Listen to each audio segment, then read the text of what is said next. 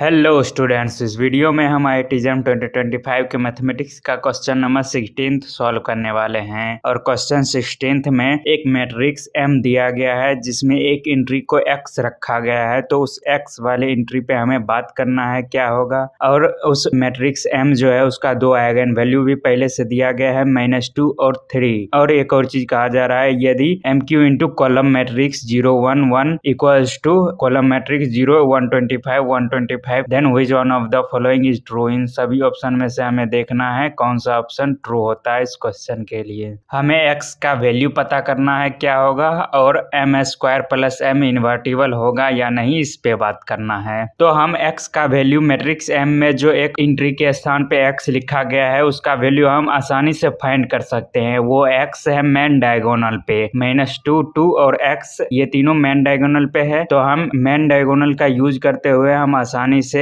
x का value find कर सकते हैं। हम ट्रेस जब निकालते हैं मेन डायगोनल पे जो भी एंट्री रहता है उसी को ऐड करके निकालते हैं। और एक और चीज ये होता है कि आइगन वैल्यूज का एडिशन ही ट्रेस होता है। तो हमारे पास दो आइगन वैल्यूज मैट्रिक्स M का पहले से दिया गया है, -2 और 3। किसी तरह से हम तीसरा आइगन वैल्यू फाइंड कर पाए क्योंकि ये मैट्रिक्स 3x3 ऑर्डर का है। तो इस मैट्रिक्स का 3 आइगन वैल्यूज होगा जिसमें दो पहले से दिया गया है, -2 और 3। हमें तीसरा अगर किसी तरह से पता चल जाए तो हम x का वैल्यू फाइंड कर सकते हैं ट्रेस का यूज करते हुए। तो हम मैट्रिक्स M का तीसरा आइगन वैल्यू कैसे फाइंड कर सकते हैं, वो हम फाइंड कर सकते हैं इससे।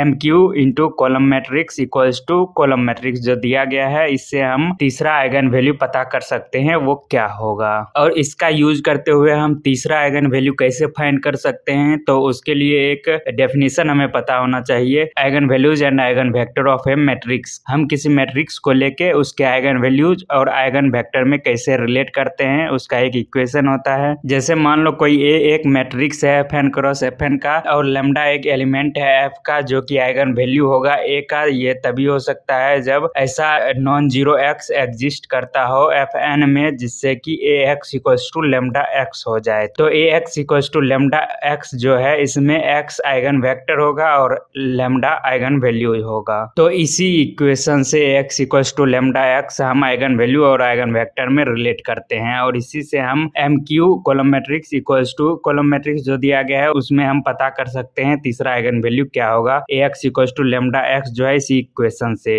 Ax equals to lambda x है, इसमें लैम्डा आइगन वैल्यू होगा। तो हमारे पास जो क्वेश्चन में दिया गया है इसी इक्वेशन से रिलेट करते हुए हम तीसरा आइगन वैल्यू फाइंड कर सकते हैं। यहाँ पे x equals to lambda x है, अगर हम a पे पावर q कर देंगे तो लैम्डा पे भी पावर q हो जाएगा। क्योंकि अगर मैट्रिक्स A का कोई आइगन वैल्यू हमें पता है तो मैट्रिक्स A के हर पावर का आइगन वैल्यू फाइंड कर सकते हैं, और वो सेम पावर हम मैट्रिक्स A के ही आइगन वैल्यू पे पावर कर देंगे तो वो मैट्रिक्स A का जो भी पावर का आइगन वैल्यू निकालना होगा वो आइगन वैल्यू निकल जाएगा। तो यदि हम Ax equals to lambda x में A पे पावर कर देंगे q तो लैम्डा पे भी पावर q आ जाएगा, क्योंकि AQ का अगर आइगन वैल्यू निकालेंगे तो वो लैम्डा q हो जाएगा। तो इसी इक्वेशन से रिलेट करते हुए हमारे पास जो MQ column matrix equals to column matrix जो दिया गया है उससे कंपेयर करते हुए हम आइगन वैल्यू तीसरा आइगन वैल्यू क्या होगा वो फाइंड कर सकते हैं। तो चलो फाइंड करते हैं। हमारे पास ये दिया गया है, इसे हम इस तरह से भी लिख सकते हैं, MQ into column matrix 0 1 1 equals to 125 को बाहर कर लेते हैं इंटू कॉलम मैट्रिक्स 0 1 1, इस तरह से हम कर सकते हैं। और इसमें हम 125 को 5 का क्यू भी लिख सकते हैं। तो अब हम रिलेट करेंगे जो इससे पहले डेफिनेशन लिखा था AQX equals to lambda QX से। तो इससे हमें पता चलेगा कि मैट्रिक्स M का एक आइगन वैल्यू 5 भी होगा।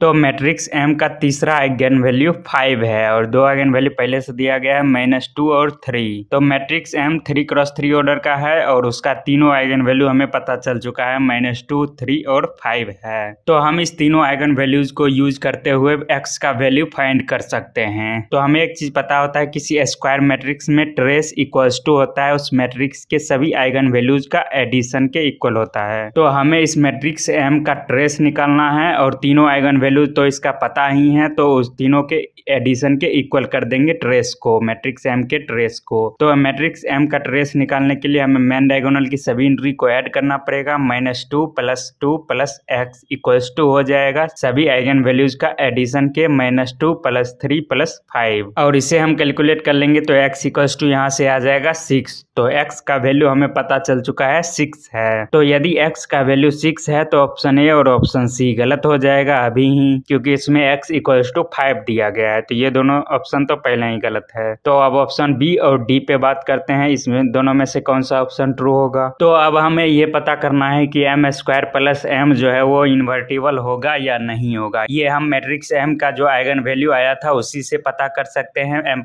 स्क्वायर प्लस एम इन्वर्टिबल होगा या नहीं होगा। और वो कैसे कर सकते हैं, तो यदि हम एम स्क्वायर प्लस एम का सभी आइगन वैल्यूज पता चल जाए और सभी नॉन जीरो आइगन वैल्यू आ जाए तो वो इन्वर्टिबल होगा। और ये हम कैसे फाइंड कर सकते हैं, तो अब फाइंड करते हैं मैट्रिक्स एम का सभी आइगन वैल्यूज को यूज करते हुए। तो हमें सबसे पहले एम स्क्वायर का सभी आइगन वैल्यूज फाइंड करना है और एम का तो पता ही है, तो हमें एम स्क्वायर प्लस एम का फिर आइगन वैल्यू फाइंड करना होगा। तो दोनों एम स्क्वायर का आइगन वैल्यू और एम का आइगन वैल्यू हम ऐड कर देंगे तो एम स्क्वायर प्लस एम का सभी आइगन वैल्यूज पता चल जाएगा। और सभी नॉन जीरो आया तो M square plus M invertible होगा। अगर एक भी जीरो आ गया आइगन वैल्यू तो इन्वर्टिबल नहीं होगा। तो हम पता करते हैं एम स्क्वायर प्लस एम का सभी आइगन वैल्यूज। तो एम का आइगन वैल्यूज हमें पता है सभी 2, 3 और 5 है। तो एम स्क्वायर का अब आइगन वैल्यू हमें निकालना है। तो एम का अगर आइगन वैल्यू हमें पता है तो एम स्क्वायर का निकाल सकते हैं। एम का जो भी आइगन वैल्यू है सभी पे स्क्वायर कर देंगे तो एम स्क्वायर का भी आइगन वैल्यू पता चल जाएगा। तो eigen values of M square equals to हो जाएगा -2 का स्क्वायर, 3 का स्क्वायर, 5 का स्क्वायर। इसे हम कैलकुलेट करेंगे तो 4, 9, 25 आ जाएगा एम स्क्वायर का आइगन वैल्यू। और एम का आइगन वैल्यू तो पहले से पता है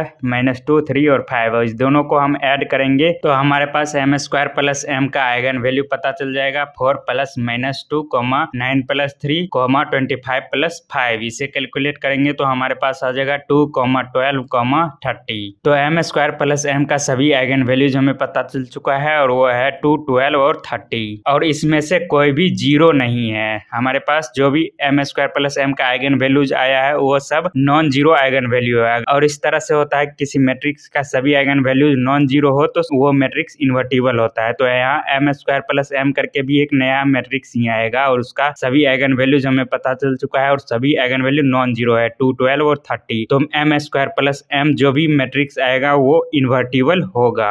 और M square plus M matrix जो होगा वो इन्वर्टिबल होगा। तो ऑप्शन डी गलत हो जाएगा और ऑप्शन बी अब बचा हमारे पास, तो ये ऑप्शन सही होगा। x 5 के इक्वल नहीं होगा और matrix M square plus M जो भी आएगा वो इन्वर्टिबल होगा। तो ऑप्शन बी सही है। तो इस टाइप के क्वेश्चन को इस तरह से सॉल्व कर सकते हो। अब मिलता हूँ अगली वीडियो में बहुत जल्द।